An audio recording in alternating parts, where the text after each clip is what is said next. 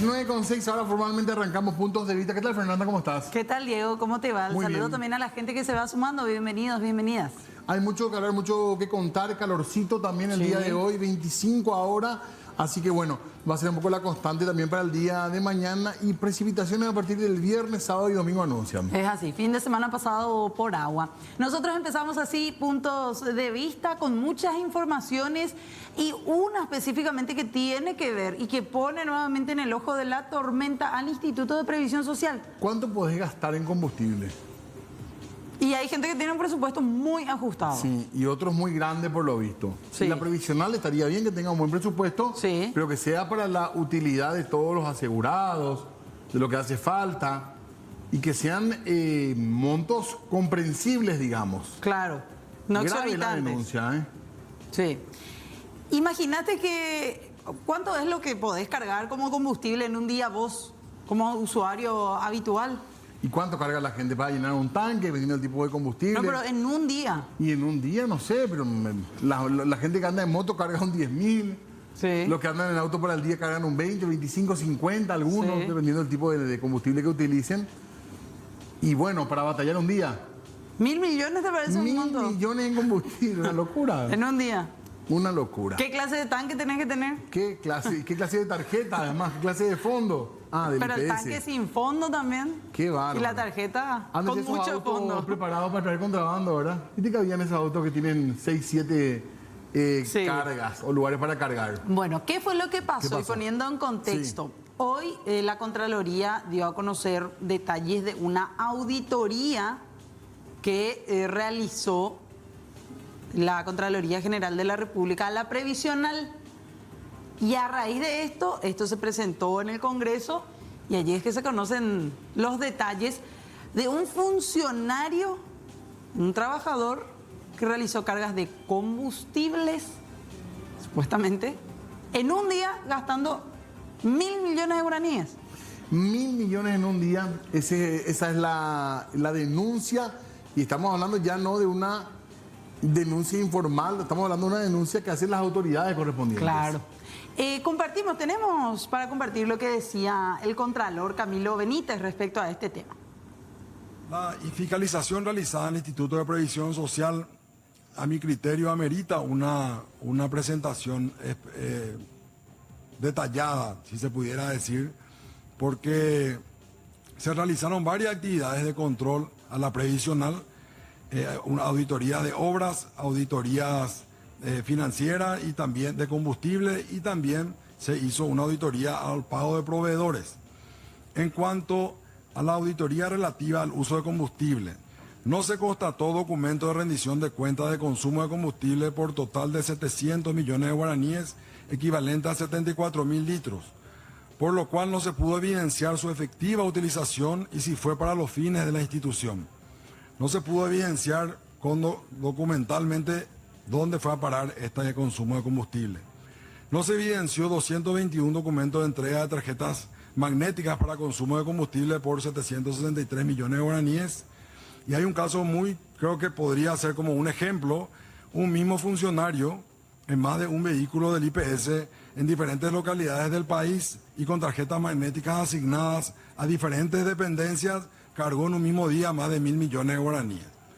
Es decir, este funcionario hizo un recorrido muy extensivo durante ese día para poder cargar en distintos lugares ese monto. Diferencia de 360 millones entre el consumo total asignado por resolución y las cargas de combustible realizadas en los meses de noviembre y diciembre del ejercicio fiscal 2022. Bueno, con diferentes tarjetas, en diferentes localidades. Exactamente. Y para diferentes vehículos también. Pero es un solo funcionario. Un solo funcionario. Supuestamente. ¿Cómo se explica esto? Es la pregunta. ¿Y por qué funciona de esta manera? Tendrán que responder. Sí. Ahí está. Diario de transacción. Aparece en toda la planilla completita. O sea, esto queda registro. No es que se hace de una manera en bruto, digamos. No, Claro. está claramente especificado el número de matrícula, El número de chapa. la fecha, que bueno, estamos diciendo que fue en un solo día y se puede notar después justamente lo que estamos hablando. A ver, nos llevo a tener bien los montos rápidamente, así por lo que se puede llegar a notar porque está un poquito Borroso. borrosa la imagen. Sí. son, uno por ejemplo, una nafta de 95 octanos a un vehículo el 2 de enero del 2023. 367.000 guaraníes puede ser, aproximadamente. Todos casi en la misma fecha. Hay algunos que sí difieren en fecha, es decir, no todos se dan así realmente en un mismo día, al menos en este primer cuadro que presenta la Contraloría, porque hay algunos que datan de diciembre del 2022, haciendo esa aclaración, otros de noviembre del 2022. A ver un poquito. Esta es la denuncia. Un mismo funcionario realizó cargas en más de un vehículo del IPS, así como también en diferentes localidades del país, y con tarjetas magnéticas asignadas a diferentes dependencias de IPS por más de 1.059 millones de guaraníes. Una locura. En el análisis que realizó la planilla emitida por Petropar, en el cual consta el consumo de combustible realizado con las tarjetas magnéticas del IPS, correspondiente al ejercicio fiscal 2022 y primer cuatrimestre de 2023. El nombre del funcionario consta también en otro punto del documento que presentó la Contraloría General de la República. Hablaba aquí de funciones que desempeña el funcionario, dependencia del IPS en el cual presta servicios, cantidad de tarjetas magnéticas de la flota Petropar para consumo de combustible a cargo del funcionario, y allí es donde se puede ver el nombre: Benicio Daniel Leguizamón Cañete. Benicio Daniel Leguizamón Cañete, consta en este documento incluso sus datos. Cargó combustibles con la tarjeta magnética asignada a diversas dependencias del IPS, conforme consta en la siguiente o en el siguiente reporte diario Transacción Flota Petropar. La institución no dio contestación al tema, al mismo. Se constató que un mismo funcionario, como decíamos, realizó cargas por 1.000 millones de guaraníes o 1.059 millones de guaraníes en más de un vehículo, así como decía Diego, paseándose básicamente, porque lo hizo en diferentes puntos del país. Incluso en esa planilla que compartíamos se notaba una carga por 2 millones de guaraníes. Así mismo.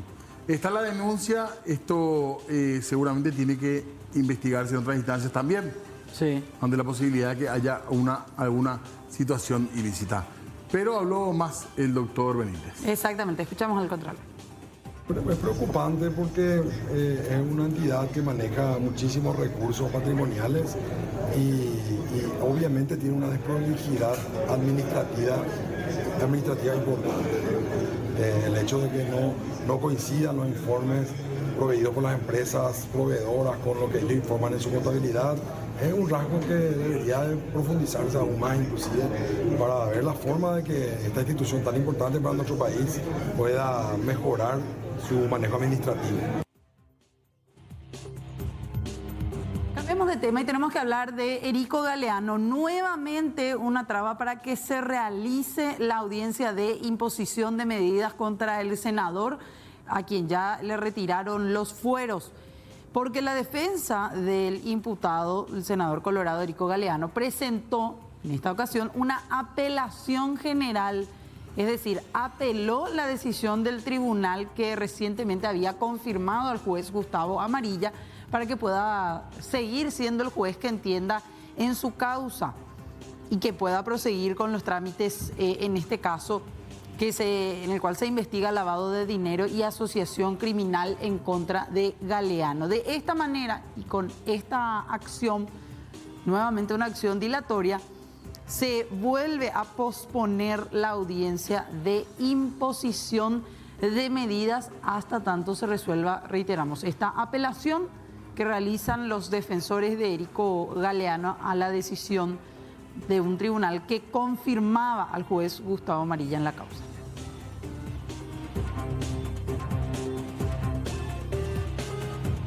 Cambiamos de tema, más información política y tiene que ver con una sanción a la senadora Celeste Amarilla. La Sala Constitucional de la Corte no hizo lugar a la acción de inconstitucionalidad planteada por Celeste Amarilla, quien había atacado de ilegal la sanción de suspensión temporal de funciones que le aplicó en su momento la Cámara de Diputados.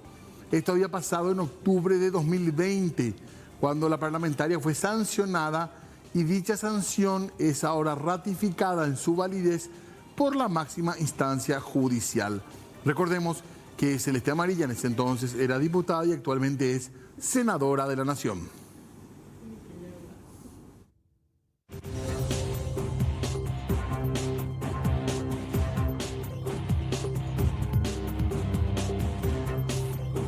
Hablemos de otra causa, en este caso que investiga y que tiene como principal objetivo de dilucidar lo que ocurría con Rafael Filisola. El juez Jean Paul López fue confirmado por la Corte para seguir entendiendo en la causa en la cual está procesado el actual senador y exministro del Interior, Rafael Filisola. Recordemos que él tiene una acusación en su contra por presunta lesión de confianza cuantificada en cerca de 1.200 millones de guaraníes en el caso de refacción de comisarías cuando se desempeñaba como ministro del Interior.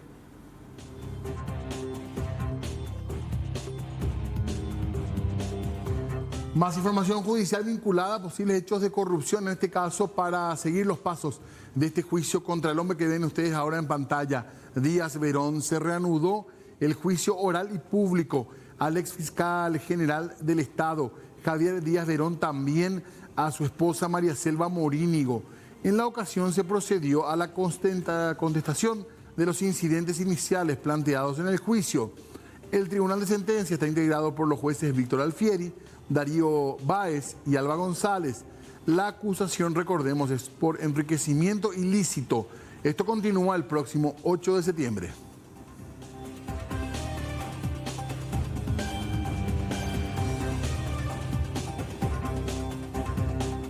Se confirmó y se espera que próximamente se realice esta audiencia preliminar en torno a las personas que fueron procesadas inicialmente por el operativo A Ultranza Paraguay. En este caso estamos hablando de que el próximo 12 de septiembre es la fecha fijada y se espera que en ese día se desarrolle dicha audiencia específicamente para la acusada Lista Boada Gamarra, a quien estamos viendo en esta imagen de aquella primera detención en su contra, y otros procesados más en este mismo caso. La jueza Rosarito Montanía rechazó un pedido de la defensa de Taboada que pretendía un desdoblamiento de esta causa, que ya de por sí es bastante compleja y que tiene un total de 14 acusados.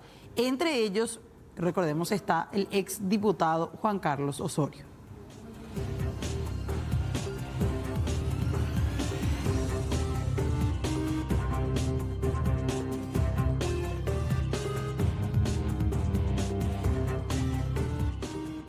Y hablemos de otro tema ahora que tiene que ver con el Ministerio de Salud y las nuevas medidas que están implementando buscando mejorar ciertas situaciones. Pacientes con enfermedades crónicas que consultan mensualmente y retiran fármacos pidieron que el Ministerio de Salud haga un empadronamiento de usuarios para agilizar el proceso de retiro de los medicamentos.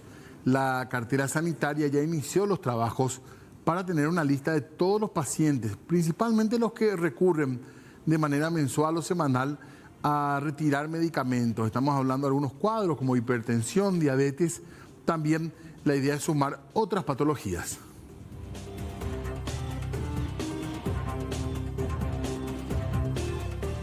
Después de una serie de medidas que tenía en su contra, el exdiputado Ulises Quintana obtuvo ahora el permiso, en este caso, de un juzgado, específicamente del juez penal de garantías Miguel Ángel Palacios, que le dio la autorización para que pueda salir del país y seguir un tratamiento médico en el Brasil. Él tenía, recordemos, una medida alternativa que le prohibía justamente su salida del Paraguay. Esto fue sustituido por una obligación de comunicar al juzgado su entrada y salida al país. Su defensa fue la que pidió esta modificación para que pueda ir a seguir un tratamiento médico al Brasil a causa de una enfermedad que lo aqueja ya desde la época de la pandemia, pero que es otra enfermedad no relacionada específicamente al COVID-19. La resolución establece que Quintana debe comunicar su salida y entrada al país en el día hábil anterior, es decir, un día antes de salir del país y hasta un día después de su vuelta, de su retorno al Paraguay, además de adjuntar una constancia de que realmente se hizo el tratamiento médico en el exterior, o cuando menos una constancia de que así lo hará. Es lo pedido por el juzgado, en este caso para Ulises Quintana, que recordemos está acusado junto con Javier Cucho Cabañas en el caso Berilo, investigado también por sus vínculos en torno a un esquema de tráfico de drogas.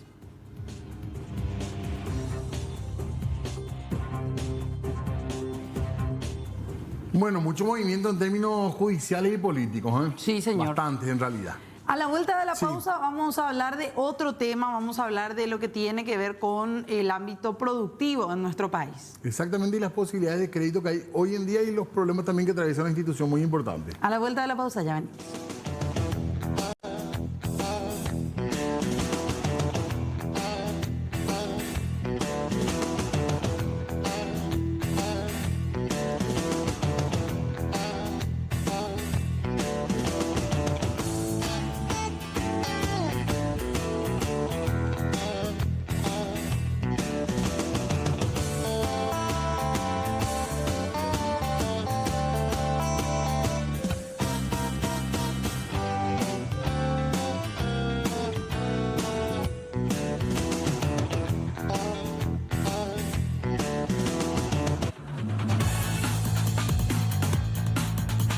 Amanda Beatriz León Alder, la actual presidenta del Crédito Agrícola de Habilitación, es ingeniera agrónoma con el grado de mejor egresada de la Facultad de Ciencias Agrarias de la Universidad Nacional de Asunción, máster en microcréditos e inclusión social, así como en economía y proyectos, y cuenta con múltiples títulos y capacitaciones realizadas en el extranjero. Cuenta también con una amplia trayectoria en el área de políticas agrarias, puesto que fue presidenta del Consejo Directivo en la entidad que ahora dirige, ocupó la gerencia departamental en varias áreas del Banco Nacional de Fomento y es docente en la misma Facultad de Ciencias Agrarias de la que un día fue estudiante. Bueno, básicamente el perfil de la persona que nos acompaña en estudios hoy. Exactamente, Amanda León, presidenta justamente del Crédito Agrícola de Habilitación. ¿Cómo le va? Bienvenida.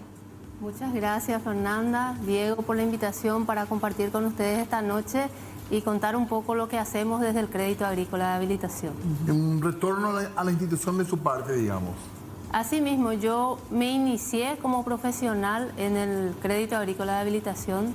Estuve prácticamente 20 años, los últimos 5 años, del 2013 al 2018, al frente de la institución. Y en los últimos 5 años, del 2018 al 2023, en el Banco Nacional de Fomento como gerente PYME. Y actualmente estoy de regreso a lo que era mi casa antigua. Hay problemas todavía en cuanto a educación financiera, principalmente para lo que tiene que ver con acceso a estos créditos, o por dónde pasa el principal desafío hoy en día. Bueno, problemas de educación financiera de hecho hay en todos los niveles, porque nosotros asistimos al segmento de pequeños productores y microemprendedores rurales. Sí. Es un segmento que, por supuesto, está con muy poca formalización todavía. Entonces, es muy necesario la educación financiera para ese segmento previo al acceso a los servicios financieros. ¿Y el público objetivo cuál es? En general, si se puede contar del crédito agrícola, especificar. El público objetivo es justamente pequeños productores rurales y microemprendedores rurales. Nosotros, si miramos el segmento de pequeños productores rurales, son aproximadamente 250.000 personas.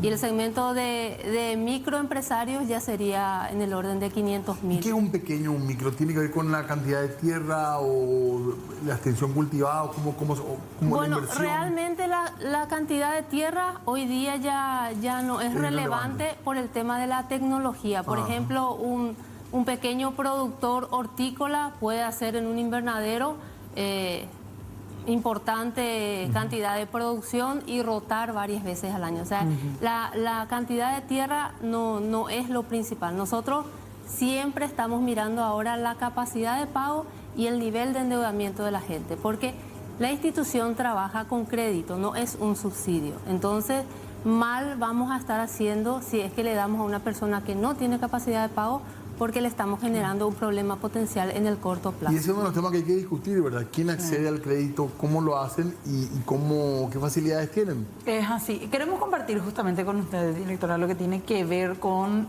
algunos testimonios. Gente que nos comenta en su caso cuál es la situación, lo que tiene que ver con personas que están dentro de la Federación Nacional Campesina, por ejemplo. Escuchamos. ¿Sí? Hay alrededor de 20.000 familias, pequeños productores organizados en 10 departamentos del país.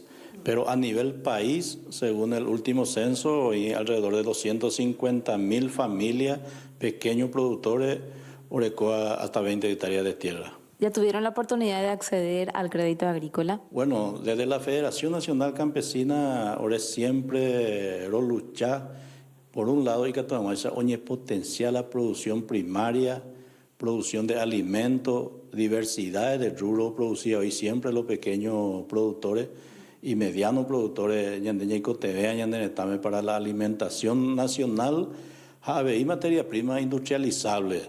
Pero peña potencia uno de los elementos fundamentales es el acceso al crédito público, que lastimosamente, según el último dato del Censo Nacional, ni 53.000 familias del pequeño productor no acceden al crédito público actualmente.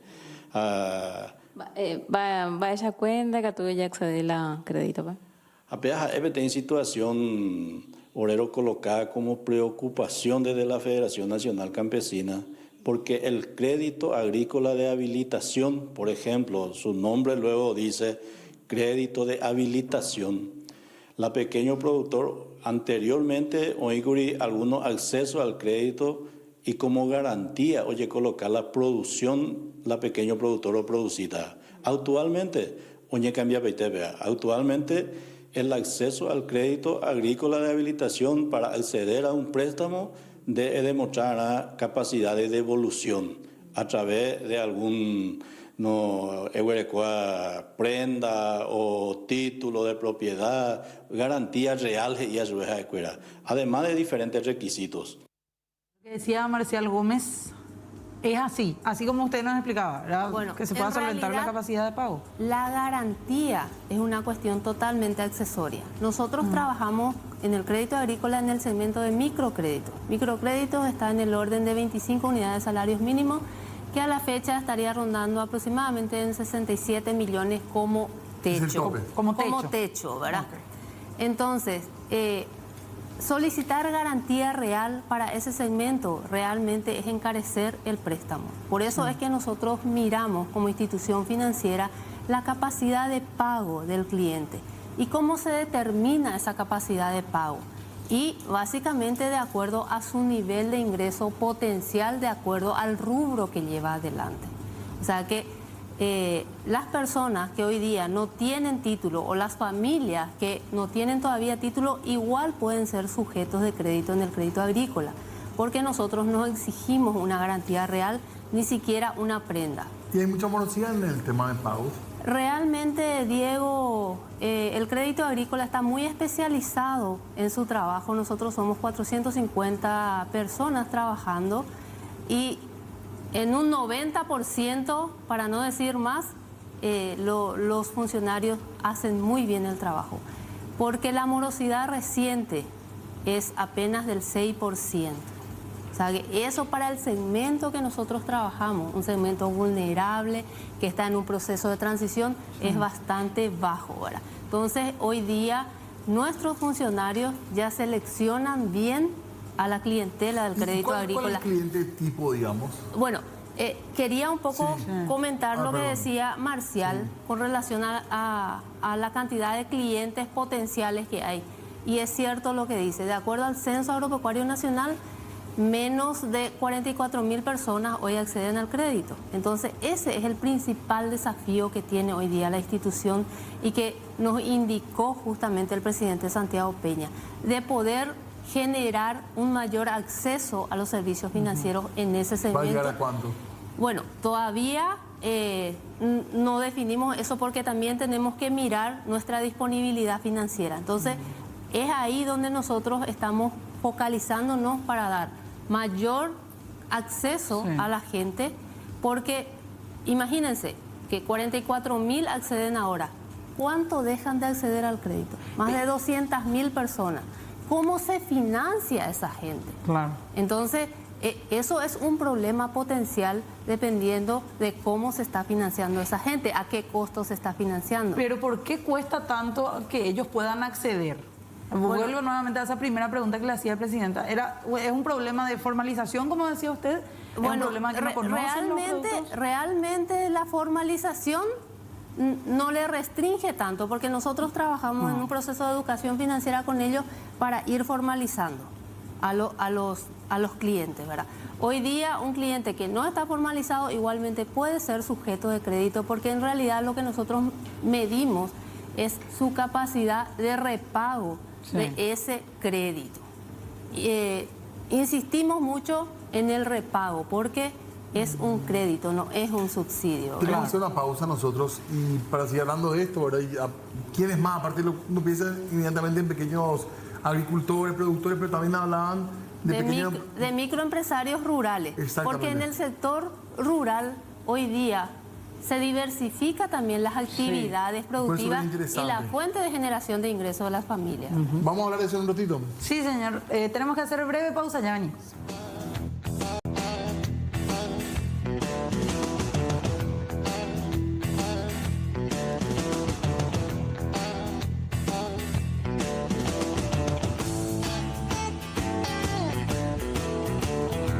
Muy bien, 19:42, seguimos hablando nosotros del crédito agrícola en realidad y las posibilidades que hay para distintos sectores pequeños productores. Es así, queremos compartir también aquí con la presidenta del Crédito Agrícola de Habilitación lo que tiene que ver con más testimonios. José Morínigo, una persona que nos cuenta que sí pudo acceder a algunos de los beneficios en este caso y compartimos para después seguir hablando del tema. Mi nombre es Alberto Morínigo, soy ingeniero agrónomo. Actualmente tengo un emprendimiento denominado Itagreen, que son todos cultivos de hortalizas hidropónicas. Sí. Actualmente estamos teniendo 1.162 metros cuadrados de invernadero de producción, Sí. con la cual estamos produciendo actualmente unas 15.000 lechugas al mes y unas 5.000 rúculas al mes. Entre la variedad de la lechuga, aparte de la lechuga hacemos, por ejemplo, rúcula, albahaca. Es algo oscuro nomás, por eso no podemos ver en todo su esplendor.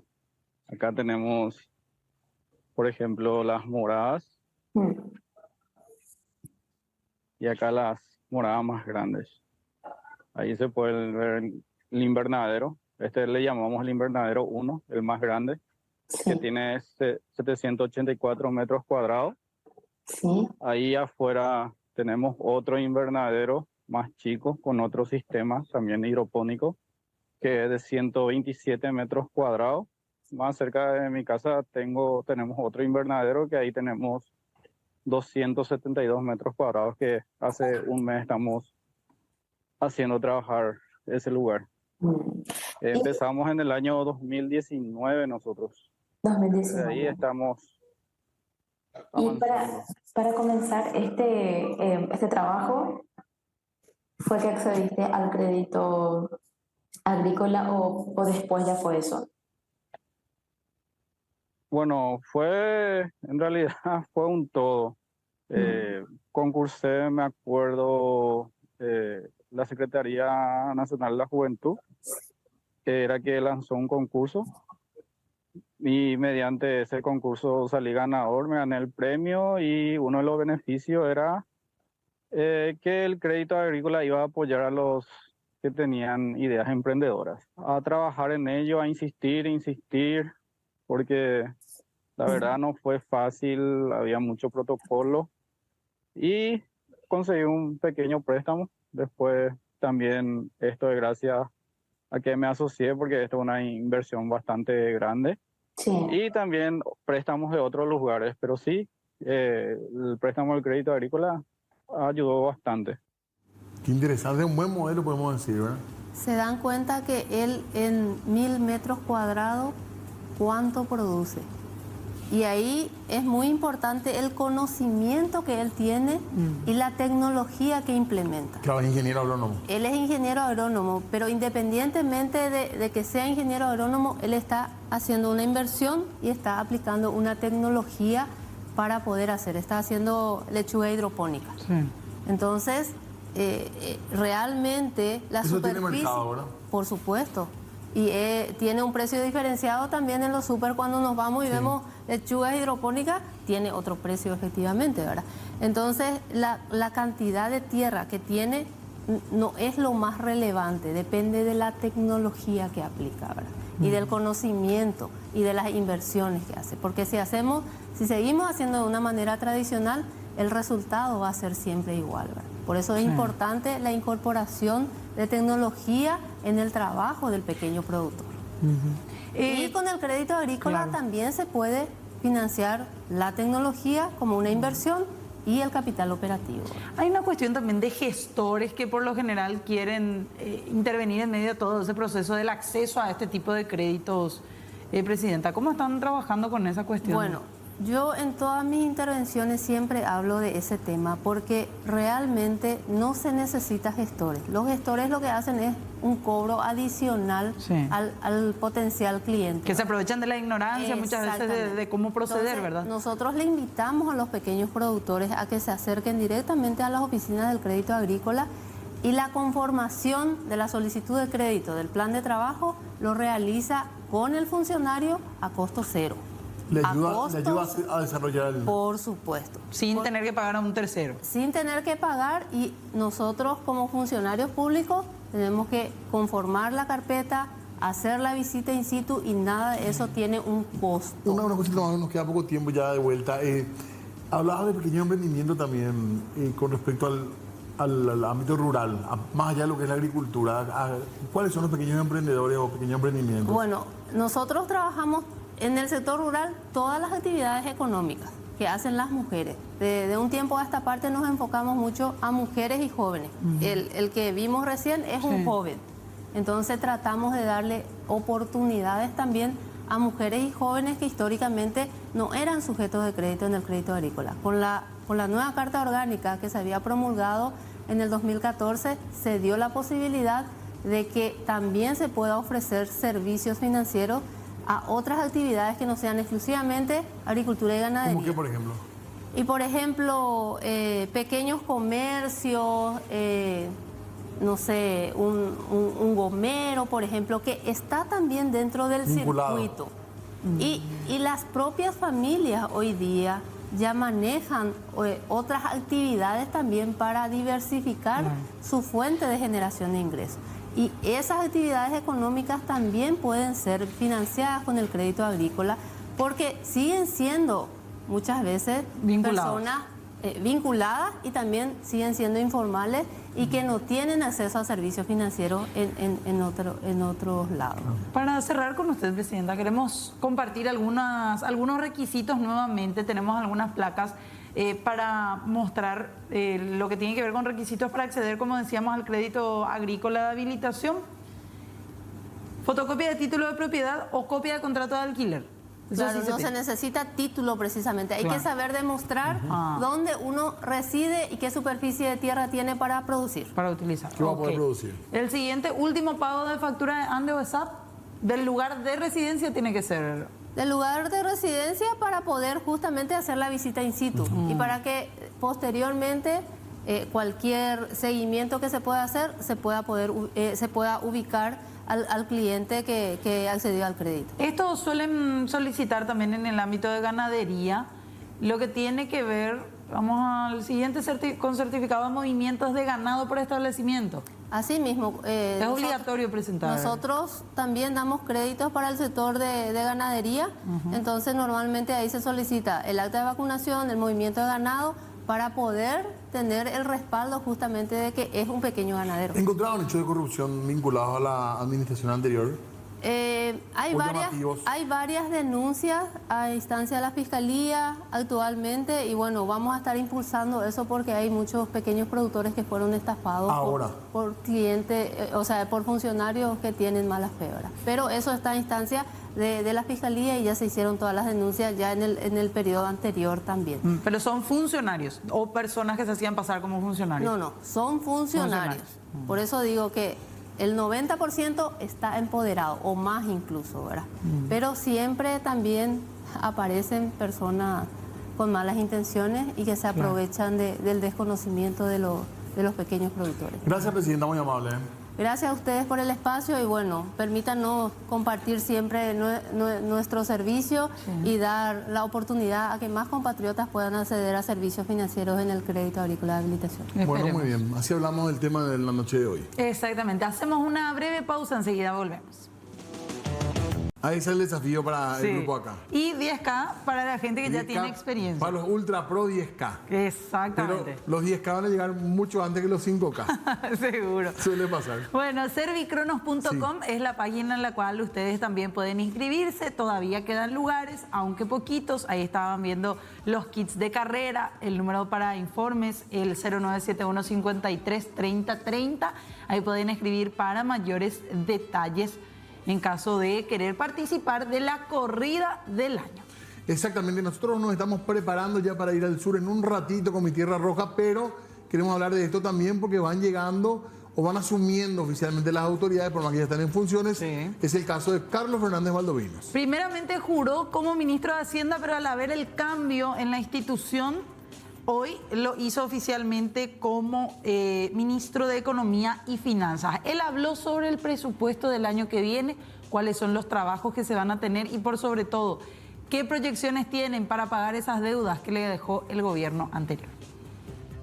Normalmente van a haber dos emisiones, probablemente se van a hacer las dos en conjunto. Una es para la cuestión del pago de las deudas atrasadas, que va a ser un monto, estamos estimando todavía entre 550, era la estimación inicial, pero cada vez que se levanta una carpeta aparecen nuevas deudas, así que va a ser entre 550 y 600 millones de dólares. Y después está la emisión normal que se usa para calzar el presupuesto general de gasto del año 2024. Que sería alrededor de 500 millones alrededor también. Vamos a estar viendo cuál es la condición financiera más conveniente para el país. Tenemos mucho apetito por instrumentos, digamos, emitidos en guaraníes por parte de inversionistas extranjeros, así que vamos a tratar de explorar también esa ventana. Mañana vamos a presentar los números por ahí, una reasignación también hacia salud, hacia educación y hacia seguridad. Con los mismos recursos estamos reasignando a esas instituciones de tal manera de garantizar que haya medicamentos, de tal manera de garantizar que los kits escolares y también el almuerzo escolar llegue a los niños. No estoy hablando de IPS, de lo grande, que básicamente son contratistas y la parte de medicamentos con el Ministerio de Salud, algo así como 550 millones, 550, 600 millones, que va a ser lo prioritario. Acá no podemos tampoco resolver todo simplemente con una emisión de deuda. Vamos a tener que manejarnos también parte de la deuda que vayamos a encontrarnos a través del presupuesto que aprobamos cada año. Entonces, no es que vamos a emitir por la totalidad de la deuda. Ahora, si a esos 550, 600 le sumamos los IPS, ya tenés fácilmente 1.000 millones. Pero si te pones a pensar, con las pequeñas deudas que existen, están muy por encima de los 1.000 millones que nos están dejando. La había escuchado el anterior presidente, decía todo gobierno deja deuda, cierto, pero ningún gobierno dejó una deuda tan grande como esta.